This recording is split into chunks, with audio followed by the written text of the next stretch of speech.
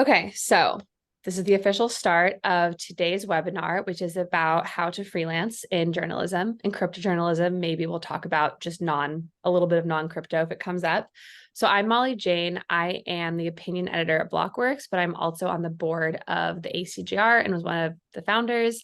And so today we have Lucy with us to talk a little bit about her experience freelancing in crypto, and we'll soon be joined by Ray from Cointelegraph Markets to talk about his thoughts on freelancing. So to start off, let's just have Lucy. Can you introduce yourself to everyone and tell people what you're doing now in your life, in your work? Yeah, sure, absolutely. So I'm Lucy McEwen. I used to be an editor at the Block. I went freelance in April. And yeah, since then, I've been working on a bunch of different things. I started a newsletter called Project Glitch, which, I feel like the best way to ensure you have work to do is to start your own thing. Doesn't quite hedge against the market, but yeah, I also worked on a podcast, like an investigative podcast with podcast studio called Project Brazen, which was sponsored by Universal and is coming out soon. And then I have a few other things that I'm doing. Like I've been working for Decrypt. One of my like anchor clients is Yahoo Finance. Been doing some editing for City AM, like not strictly in crypto. Yeah, but at the moment I'm purely doing journalism, which is actually kind of yeah, like a bit of a dream because yeah, I think quite a lot of freelancers also pick up PR work, like comms work, that kind of thing. But yeah, I've managed to avoid that thus far. But yeah, that's what I'm up to. You're very lucky. You're super lucky. I'll shoot this to Ray if you're here, and also if your video works, to introduce yourself to everyone here. Hey, can you hear me? Yes, we can hear you. All right, good. Trying to figure out what's going on with the video. I'm a Luddite on Zoom, so forgive me, but I'll figure it out. I'm Ray That's fine. Salmond, head of markets at Cointelegraph. I've been working in media for almost 7 years now. And what do I do? Well, I curate and manage the team of writers at the markets department at Cointelegraph. Oh, where'd he go? You can just ignore that. But yeah, everyone mute yourselves, like goes without saying, to make sure that the speakers can talk. And then if you have a question later, we can, skip to that. So anyway, Ray, you were saying you manage a team of writers. Yeah, I got muted for a minute. Sorry. So yeah, I started off as a writer and just kind of fell into editing. And Molly Jane, you'll know that whole background story. But now I'm on a few podcasts. One's kind of focused on NFTs, and the other one's focused on the real world application of blockchain products that have a good product to market fit. And then I do some freelancing on a podcast across the crypto space. So that's what I do. Excited to talk about how to get hired in crypto.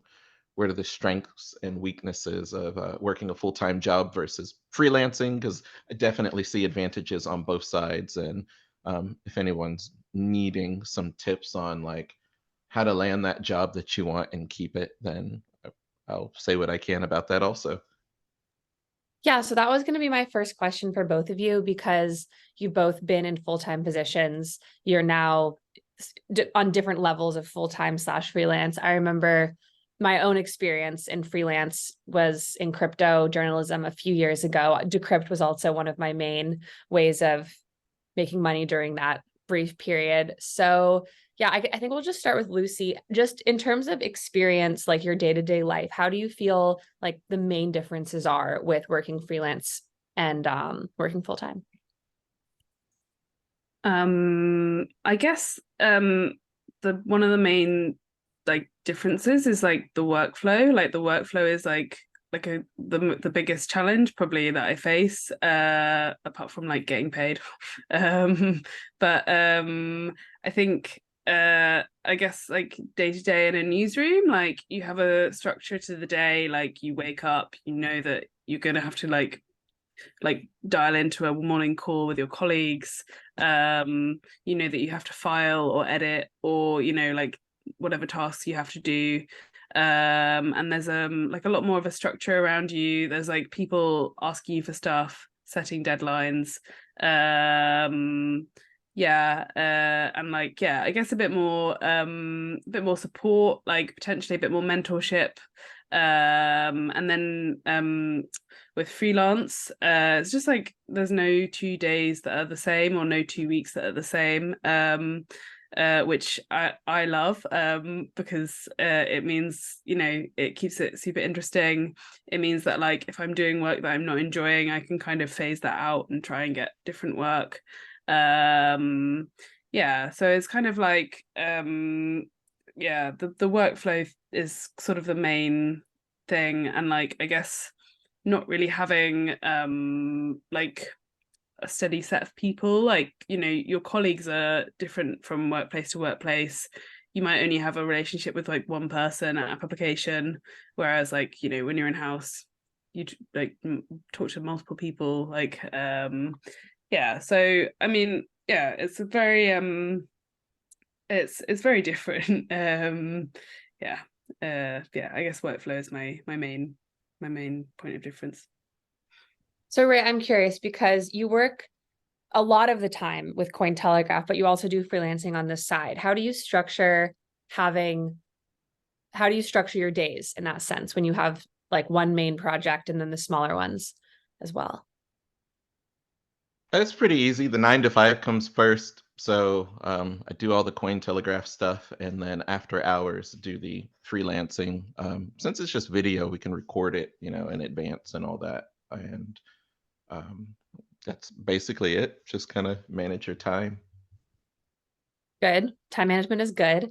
All right. Maybe another a bit more interesting question I wanted to ask, since, you know, Ray said he's been working in crypto for in media for 7 years, Lucy for a while. I'm curious if the market today now for freelancers feels any different from the past. Obviously, there have been many layoffs in the crypto media industry, but also just the media industry in general over the past year. Cointelegraph being the most recent one, but other tradfi media and just traditional media in general have not been spared. So sort of what are some things you've noticed that have changed? And then potentially like what are some tips and tricks for navigating this sort of new freelance market? Either of you can go. You can rock, paper, scissors. Yeah, I'll go. Actually, no, you can go first. Sorry. Ray. Oh, sorry. Did you want me to go now? Yes. The spotlight's on Okay, you. I'm still tinkering with my video in the background. I think it's a preferences type thing because I'm running Zoom just direct off browser. Regarding being a freelancer now, because I'm not really applying for jobs as a freelancer, I can't give like immediately useful insight on what that might feel like for those that are applying. But on my side, as a person who's hiring, we are always hiring. The turnover among freelancers is kind of high, and I think that's normal. I don't think it's abnormal. Like Cointelegraph's turnover of freelancers, I assume, would be as normal as almost any other crypto media. It's a very fluid space. People are coming and going. Like Lucy said, sometimes folks get bored with stuff, or feel a bit pigeonholed and want to move into something else, or you know, poaching is still a big thing that happens in this space. So good freelancers sometimes get more lucrative offers and take them elsewhere. What was the original question beyond what I just Yeah, said? I mean, I guess your perspective is different as someone who's hiring more freelancers, but there definitely has been in the past week, if not the past few months, an influx of more freelancers because of just the media layoff. So I'm wondering Yeah, if, like CoinDesk and all that. yes. So are you getting a lot more sort of incoming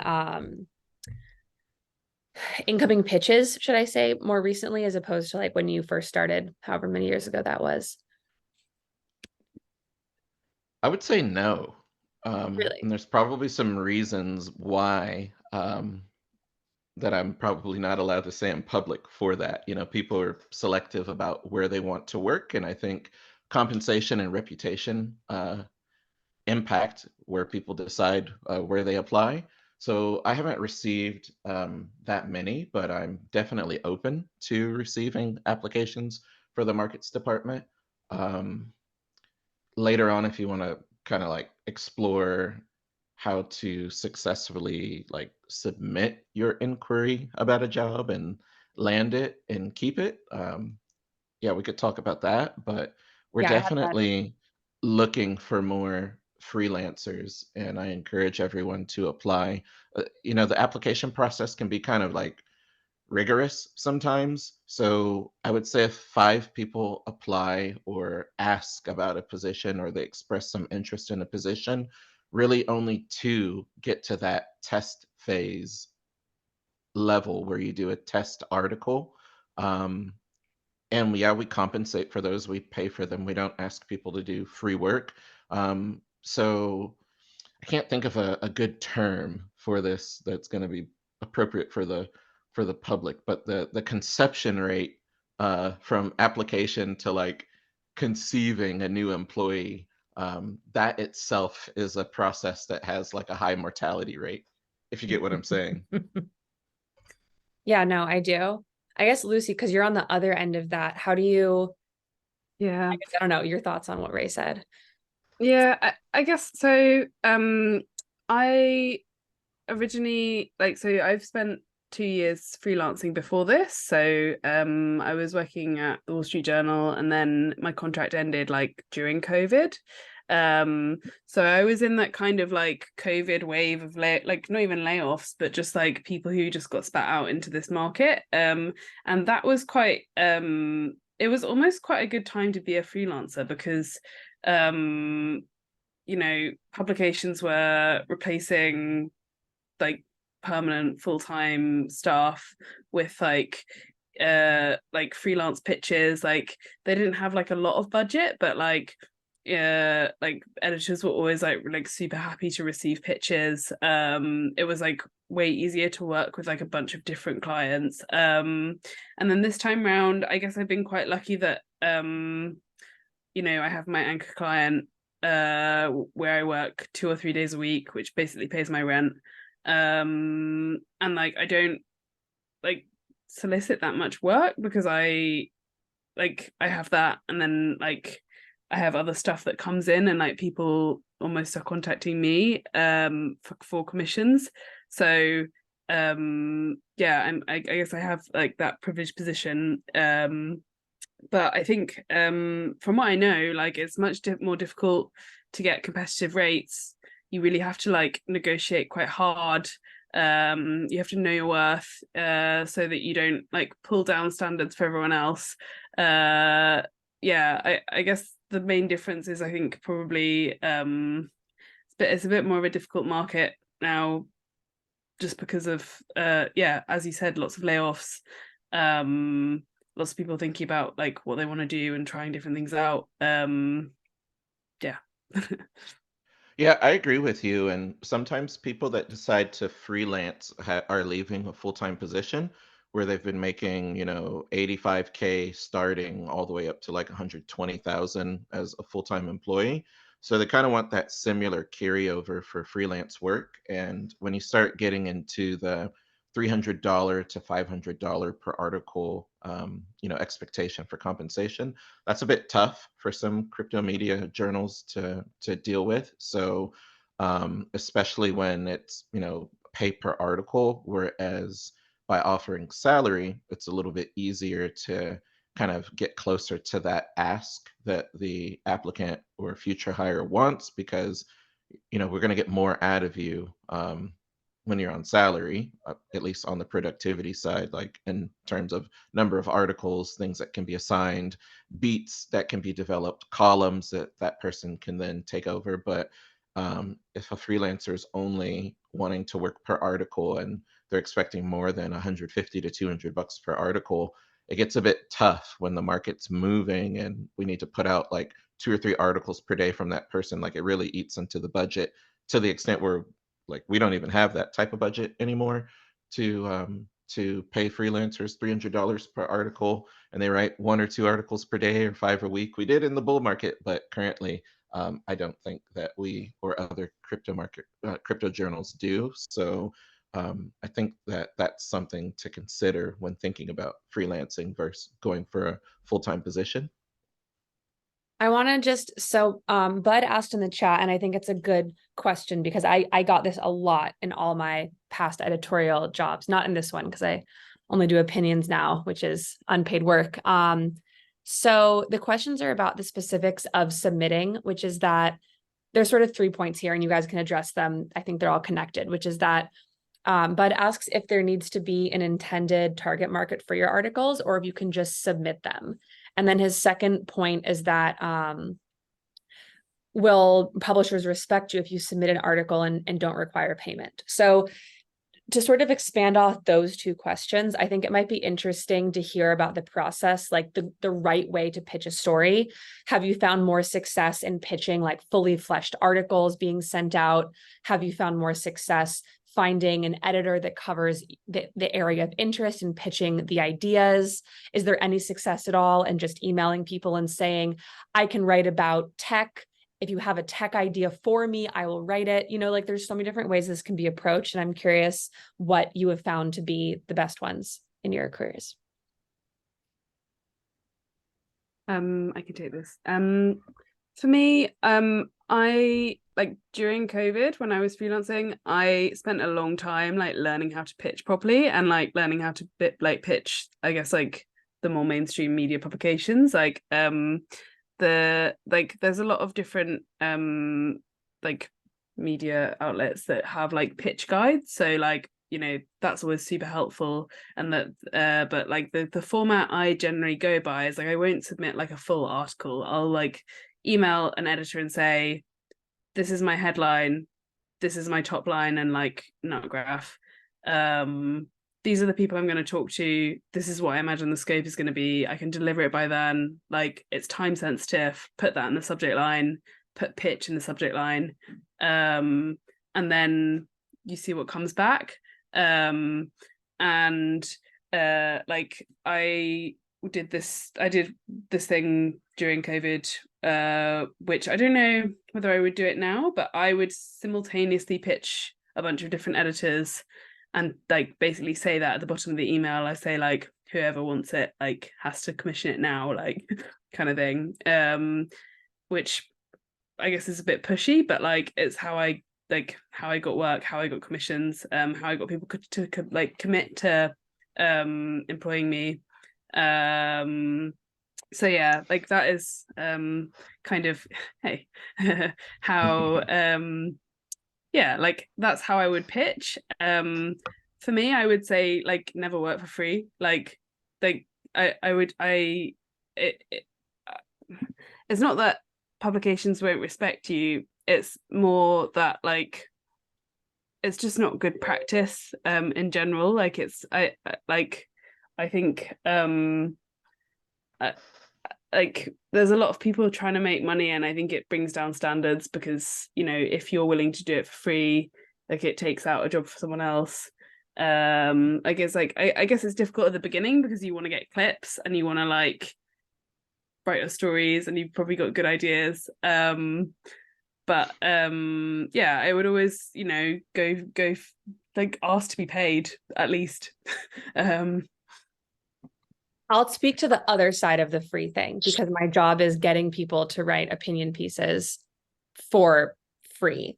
And I think that while I agree with Lucy that there's no reason to ever not accept money for your work, if you have truly no bylines or experience, I'm going off of what I used to do in high school and college because my passion used to be to write about Russian politics.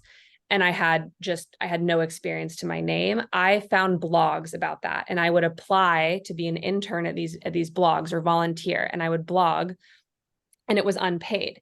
And even though I don't have a career as a Russian journalist, for a whole variety of reasons. It did eventually get me some of my first bylines in foreign publications about Russian issues. So I know that it was maybe because I was like a high schooler or a university student, but I do think that there are like some cases where it might make sense to do something for free, but I don't think it makes sense in the sense of like doing a beautiful piece of journalistic work that should be paid a very high amount. It's more just the idea that something like blogging, something like doing like a shorter op-ed for a niche publication that only accepts contributors might be a way to just get a byline out there. But again, if you're spending hours and hours on something and there's no salary coming in, I think that is a bad idea. But this is my personal perspective. Ray, I don't know if you want to take a shot at this topic of discussion. Yeah, I agree with you. I don't think people should work for free.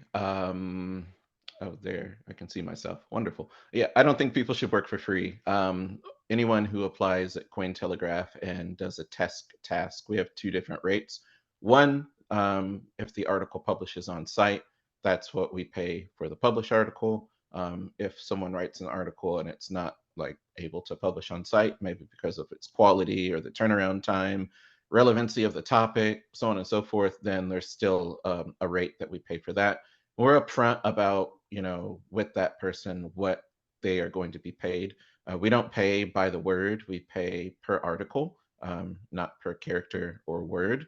And in my view, my experience has been people that write op-eds are kind of like people who have mind share, they work in the industry, they are founders or CEOs, there's someone who has a relevant opinion on something that's kind of like authenticated by their experience in the industry or their expertise. And the exchange is symbiotic. They're, getting our microphone and speaking to our audience and people within their like sector that might be their constituents. And in exchange for that, they write the article for us, but there's no payment. And, these people do sometimes like in varying degrees mention the company that they work for and what they do and kind of what their roadmap is. So it's a bit of free press, I think. So for that, it's also like a free exchange. They get something out of it. We get something out of it.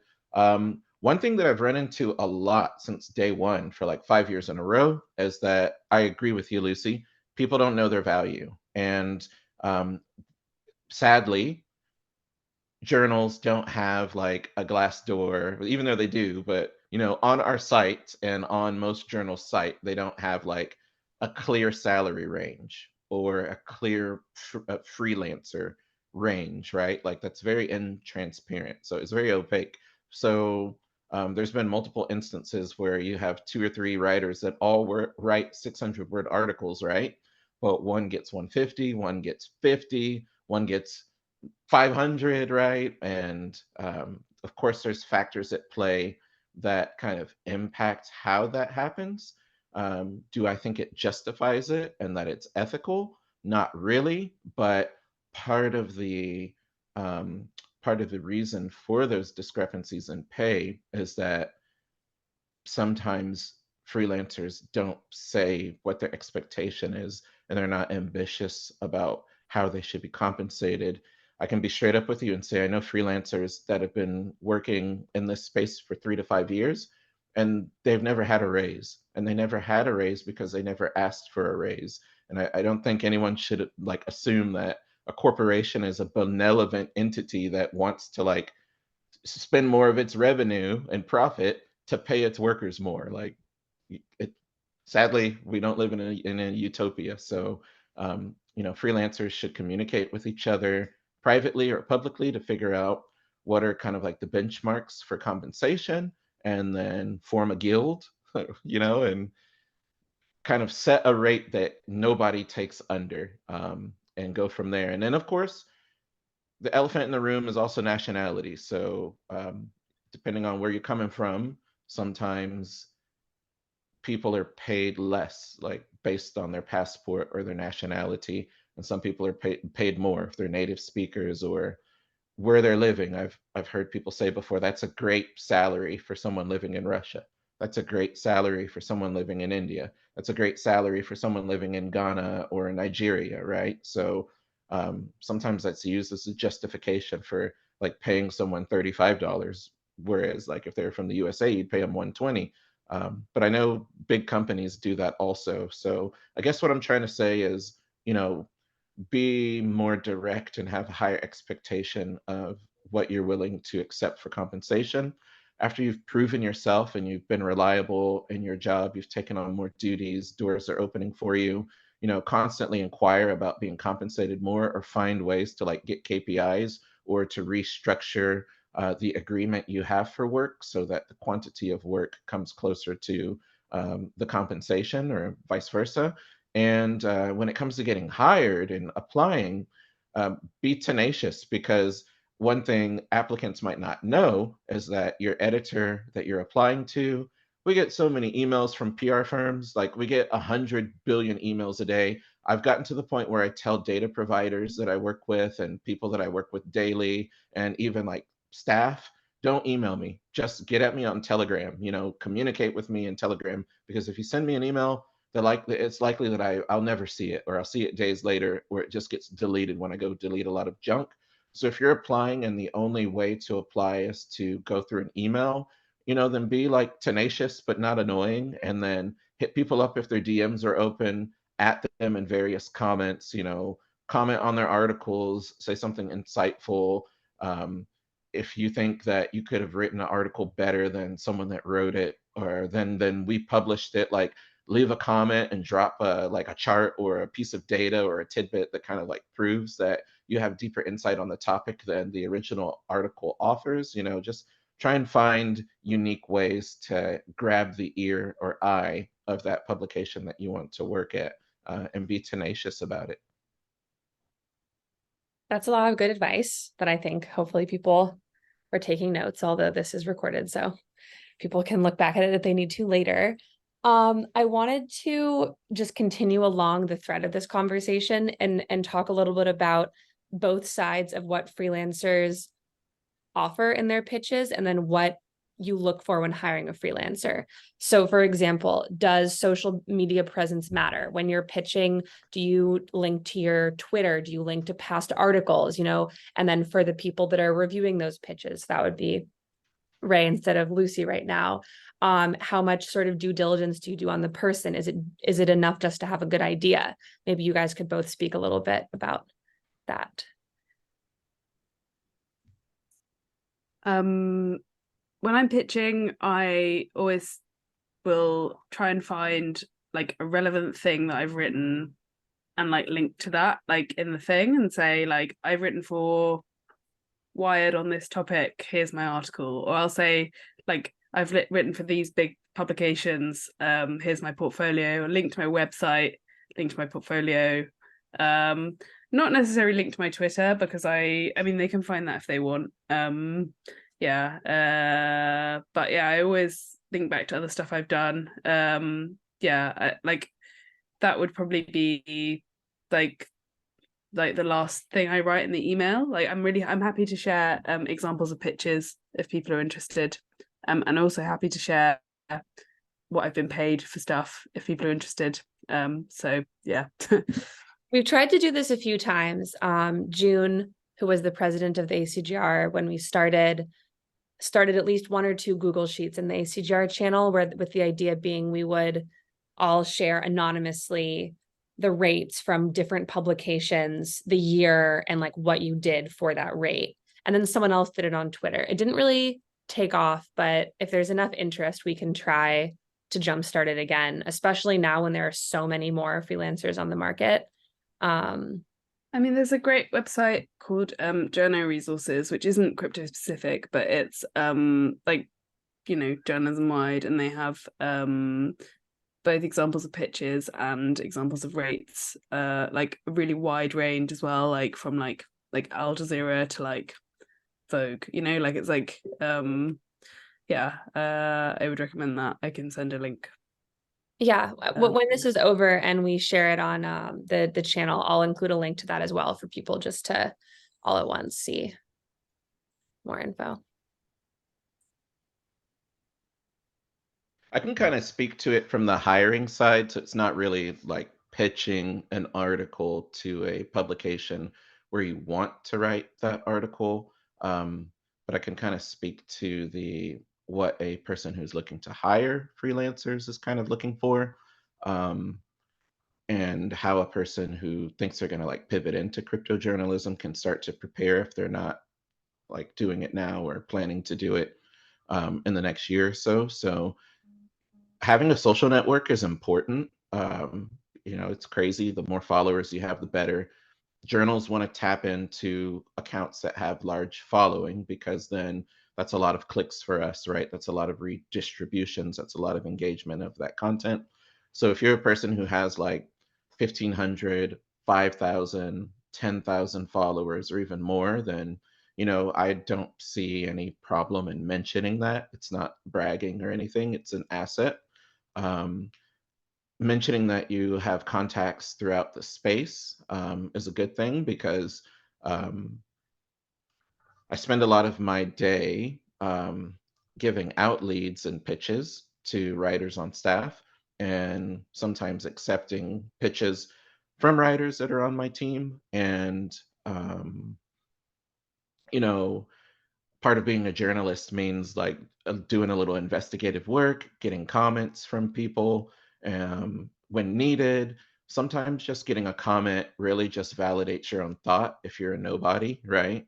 Not everybody's somebody. So if you're a nobody and you got the byline and you're saying something that's, controversial or kind of unique, if you have some sort of like imposter syndrome where you're not comfortable writing with such voice on your own, or you want to make your work look more kind of like objective or grounded and more consensus of opinion, then going out and, getting some quotes from someone is useful. So bringing contacts with you is a good thing, and mentioning that you're well connected in the space, if that's true, is a good thing because I spend a lot of my day doing that. Like, not all journalists are like innately trained to go and do kind of like the journalistic legwork and get comments and investigate and cross-reference charts and data and cross-reference threads and all that. So your editors actually spend a lot of time doing that, like fact finding and referencing and all that. So it's symbiotic, but sometimes I do it a lot more than the writers do, and then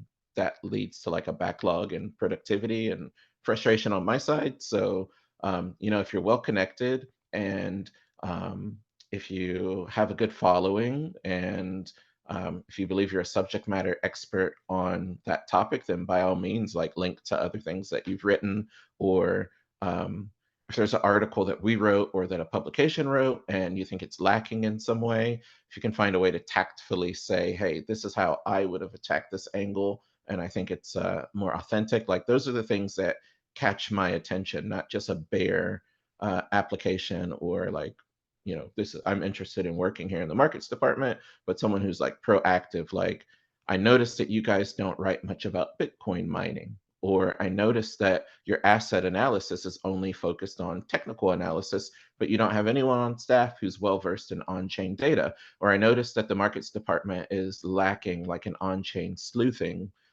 component. So this is where I view myself as an expert, and I feel that I could contribute to the department in this way. Here's 3 potential pitches. Like, here's the headline and a 2-sentence summary of an article that I would write. I'd love to talk to you about this more. Like, that sort of stuff really catches my eye. And if you're like, this might be off topic, but if you're a freelancer, or even if you're just, a full-time journalist, it's more than just writing. So I need people to help me find leads and to like scratch off the ones that aren't valid. And I find leads, and sometimes we already published that article. So, part of a journalist's job should be to see what else has published at Cointelegraph that day. We need someone to spend an hour every morning looking at Blockworks. Shout out to Molly Jane. Looking at CoinDesk, looking at Decrypt, looking at CNBC, Forbes, Bloomberg Markets. Like, I have to go look at all these different websites and see what are our competitors covering, from what angle did they attack it, is it relevant enough still that we need to do it, should we backlink to them and just mention it in passing. Like, that's all part of the content and story curation process.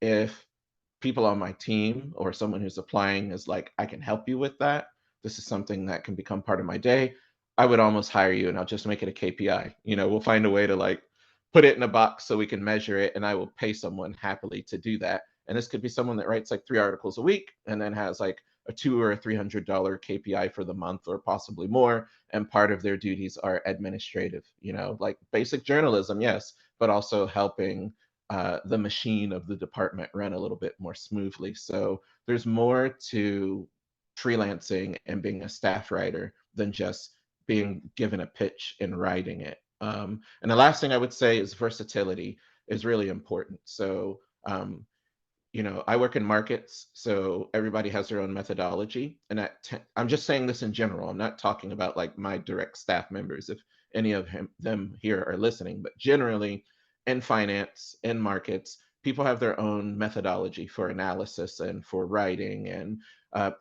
it's a broad sector, but people become subject matter experts in certain things. So, and because of that, there's a lack of versatility. So there's a lot of stories to cover in crypto, but if the editor only has like someone like 3 Bitcoiners, one person who only knows DeFi, and nobody who knows anything about macroeconomics or equities, that's a lot of stories that can't be written, right? And when hard times come and the mandate comes from up top to start cutting freelancer salary or start cutting members of staff, I'm going to go after the one trick ponies, right? The people who are the most versatile, who can write a variety of stories, cover multiple beats, are kind of open to learning new things and trying new formats. They're the ones that are going to stick around because they're most likely going to be the most productive. So I think it's important to like always be learning and show that willingness to be flexible,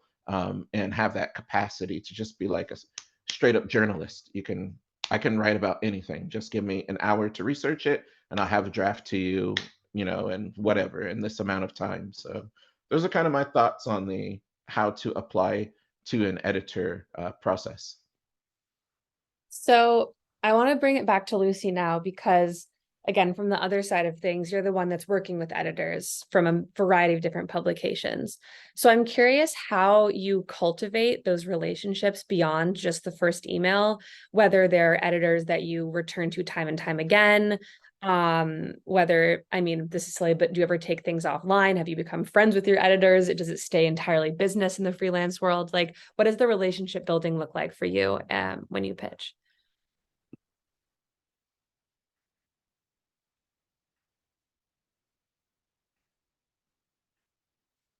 You're muted, I but think I you're was muted. telling you that you were muted. So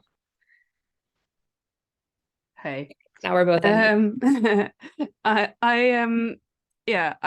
try to keep like chatting to editors even when I'm not like working for them. Like I'll send them stuff that I've written for other publications and be like, just thought you might be interested in this. Or I'll send them stuff that I think is interesting to them. Like I think like that's a good way of like just keeping yourself on their radar, even if you don't have an idea like immediately, or like, like it means people come back to you when they need something to be written. And like even if you're not necessarily like a perfect fit for it, they like know you're reliable, they know you have ideas, they know you have like a good method, I guess. So yeah, I like try to chat to people. I don't think I've ever like never made friends with an editor. God. No. Yeah, I mean like the editor at Yahoo Finance like took us all out for dinner as kind of like a bit of a team bonding activity, but I think that was like totally his initiative, and I think it like almost worked to like kind of motivate us and keep us engaged, and it was like nice. It was like it showed that he was grateful for our work. So yeah, like I guess it goes both ways, that editors can show you gratitude. You can I don't know, like the way that I mean like I do this with like not even just editors, like my sources, PRs, like like I think that like it was like almost the first lesson that I learned in journalism is that just like you live or die on your relationships. So yeah, I yeah, and I think like it also means that when something bad happens, like you get laid off, people will message you and offer help and like offer work, and yeah, um yeah, that's the answer. I totally agree. Everyone that I know today in crypto, I knew 6 years ago, and I'm still in contact with those people. So, it's a very small space, and maintaining those relationships and just taking care of them and taking care of your reputation is really important.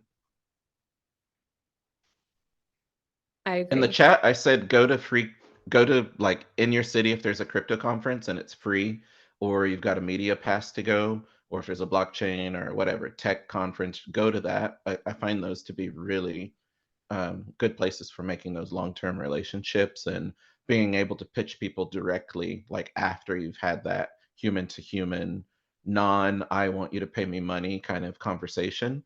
That's the perfect place and time to like start pitching people and saying, hey, I can write this for you. If your department's looking to grow, I'd be interested in filling it in this capacity. If you ever need insights or commentary on this thing, or if the company's like saying we're struggling to do this or that, or if that person says that, if you offer yourself, like even as a volunteer, I'd be happy to, help you in this capacity, just to see how it goes. I think that conferences are a great place to do that. That's actually where I got all my freelance jobs during the 6 months I was freelance. Ethereal Tel Aviv, 2018. It got me like it got me where I am today, making those connections there. All right, we have time for maybe one more question from me, and then I'll turn it over to the audience. I think this is something actually that Joyce had asked.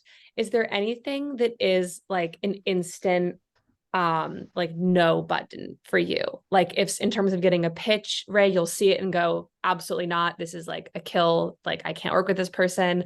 Or from the other side, Lucy, if an editor, I guess, says something to you about the way that it works at that company or like the way payment is, maybe I'm just spitballing, where you're like, absolutely not. This is not the kind of place I can work. Just curious. Did you want me to talk first, or Lucy, you're welcome to go? I think if they like super lowball you, like if they want you to write thousands of words for like not a lot of money, I think unpaid tests are like that's my limit now. Like I was interviewing for a job and they asked me to write 1,000 words unpaid, and I was like, no, I'm not doing it. I was like, I've got like hundreds of clips on my website, like I've been doing this for years, like I'm not doing it, like sorry. Yeah, that was a hard no. Yeah, maybe I sound like a brat, but like I just won't do it. Um what else? Yeah, I mean, I will put up with people being rude to me, like quite a lot. Like, or like I'll put up with like slow pay, but like, I might say that if you fail to pay me within this amount of time, I'm gonna increase the rate. So I think there's like ways of like coping with things that like would otherwise be like a deal breaker. But yeah. What part of the question should I answer? I guess, yeah, just is there a way someone could pitch you that would be a deal breaker? For me, it's that this has happened before where someone pitched an opinion piece when I was working at CoinMarketCap for our blog. And I said, yeah, it sounds like a great opinion. And they said, excellent. I'm sure once I write it, our token's price will go to the moon. I said, well, now I can't publish this. So I don't know, is anything like that, any sort of pitch where you're like, nope, absolutely not, can't work with you? Yeah, I guess if applicants are like pitching a partnership, or there's a conflict of interest, like they're working for a company and wanting to write topics, you know, and be paid for them, like the whole double dipping thing, that's a turnoff. But generally, no. Like, we don't discriminate. At least I don't discriminate in hiring. I've looked at people's like Twitters, and they've been really offensive to me and completely like politically opposed to my own views and all that. But if they know their stuff and they're not saying anything that's like hate speech that is, you know, going to like represent Cointelegraph poorly, then I'll still consider them. So no, I don't really get that many bad pitches, to be honest. Yeah, the political thing. There's a lot of libertarians out there in crypto, but if they can do Yeah. really well, then what does it matter what their political views are, you know? You know what I find weird? In the last 2 years, I've had 5 people apply, write test articles, and ghost me before I gave them feedback. Both Alan and I, the other editor at Cointelegraph, we gave a little bit of feedback. I mean, one was as recent as 2 weeks ago. We gave a little bit of feedback. We've never heard from them again. Come the 15th or the 30th, when we need to submit invoices, I'm asking this person, hey, just give me a wallet address. First, I'm like, fill in this Google sheet with your information, which is like whatever your name is, even if you're anon, and a wallet address and an email. That's it. And they don't do that. So then I fill it in all for them and just say, hey, give me a wallet address so that we can pay you. Nothing. So that's happened like 5 times in the last 2 years. People are doing 2 test articles and I guess not liking the feedback that they hear and choosing to forego the money. And it's like, you know, it can be like $200-300 that they're just leaving on the table. So I find that weird, but generally I'm pretty open to whatever, as long as you're not shilling or typing to me in all caps, um, or like pitching something that just doesn't make any sense. I'm gonna look at everything and click the link and check it out. When I was at Cointelegraph, we once had someone buzz into our office for an interview, and then we buzzed them in, and they never made it to the office. They disappeared in between like the first and the third floor. Wow, maybe they got kidnapped or fell down the elevator shaft. That's it. I have a question for Lucy. This is Joyce. Sure. Lucy, when you send a pitch out, do you ever fear that someone's going to take your great pitch idea and hand it to somebody else to do it? Yeah, like, and it's happened to me. Well, like, luckily it was one of the times where I pitched it to multiple places and got it and managed to write it like fast enough and like well enough. But it was a national newspaper that stole the idea. Yeah, and it was like obvious that it was stolen. It was like almost the exact same like main paragraph, like a similar headline to what I pitched. Yeah, and like the way you protect yourself against that is by like, you know, holding your sources really close to you, making sure that like, you know, the exclusive content that you have is just like the best in the market. Like you've really got to look after yourself in that respect by like having secured like bits of the story that no one else can have access to, or like it would be pretty difficult for them to then go around and say like I don't know, like you've got to make it difficult for people to steal your story, I guess. Would you consider that that's just part of part of being a freelancer, that inevitably people are, whether you're in PR, whether you're in a journalist, that once you put an idea out there that it may get taken, and you just kind of have to say, okay, well, I have to chalk that one up to a bad market person. Maybe I might email them and say, look, like I saw what you did. Like, you know, it would have to be pretty bad for me to like publicly shame a publication or editor. But like,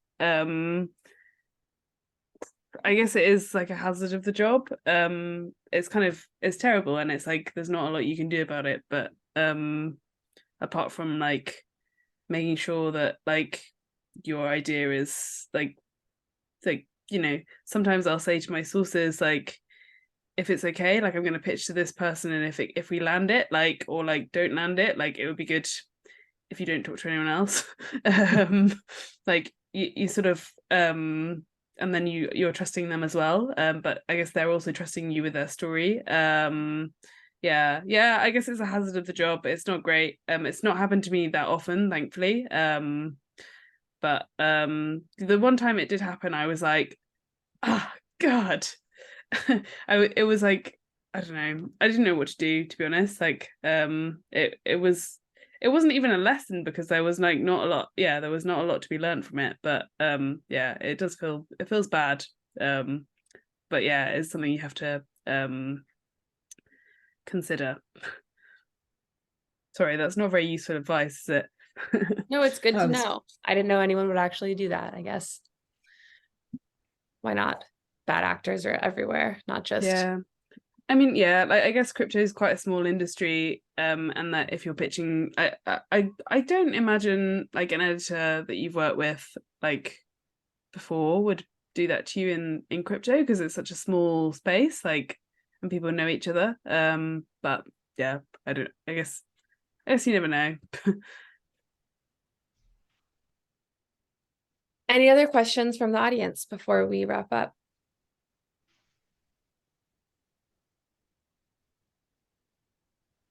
Going once, going twice. Okay. Well, I will end this here.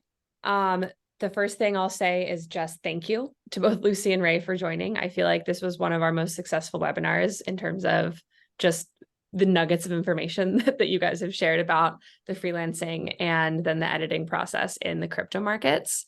The second thing I'll say, I always do just like a small plug for the ACJR. I'm assuming everyone here is in the Telegram channel. That's probably how you saw it. If you're not, please join. If you found us on Twitter, you can follow us on Twitter. If you're not a member yet, it's $25 a year for journalists, $75 for PR and marketing, and you have access to, a different Telegram group with like more exclusive things that I can't even tell you about because you're not in it yet. And this recording will go up. And if you guys, anyone here has any more questions about freelancing, you guys now know who the experts are / ask in the main channel. And we'll be looking forward to having you. Yes, Lucy, you can talk about Project Glitch at the end of this for a minute, and Ray can talk about anything else because we have 6 whole minutes to do that with if we want. Yeah, sorry for shilling. It's illegal here. Yeah. Please sign up to the newsletter. We really value readers. We're trying to do crypto journalism slightly differently. We're having it's like not like fast news. At the moment we send it every 2 weeks, but like, once we get some money, we're going to increase the rate of sending. It's all original content, original reporting, like hopefully original takes. And it's like there's 4 of us doing it at the moment, and it's like a few other people that used to work at the block, and myself. So yeah, I would really appreciate if you told your friends, shared it, signed up, read our stuff. Thanks so much. Thanks for having me. Of course. And Ray, your podcast? Yeah, one's NFT Steez, the other one's The Agenda. Jonathan DeYoung and I co-host that one. So, tune into that and enjoy. You can also find me on Alpha Bytes, which is at JLabs Digital.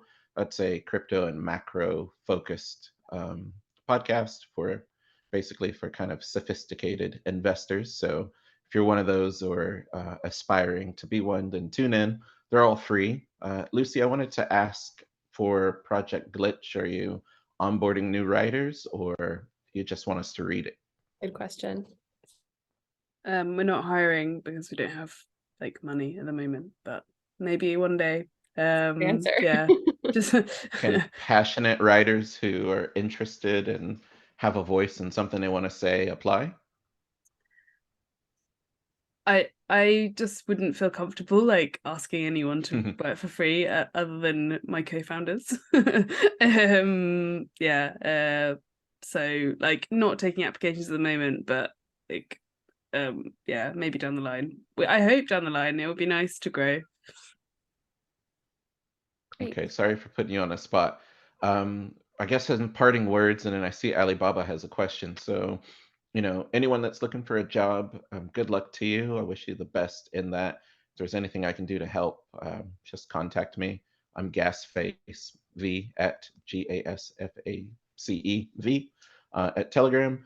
And don't be afraid to work the circuit. So you can start at a tier 3 journal or a tier 2 journal that doesn't have like a large readership, isn't the most prestigious journal in the space, and then work your way into where you want to be as a freelancer or as a full-time writer. I started 5 or 6 years ago writing $35 per article.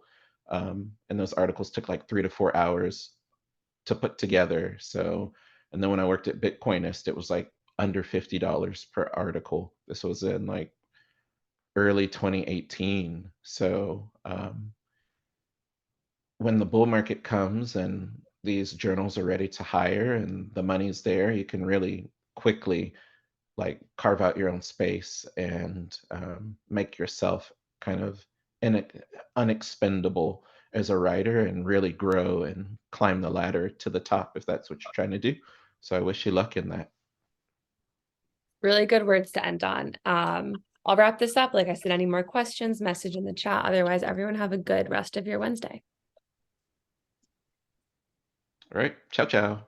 Thanks everyone for joining. Bye.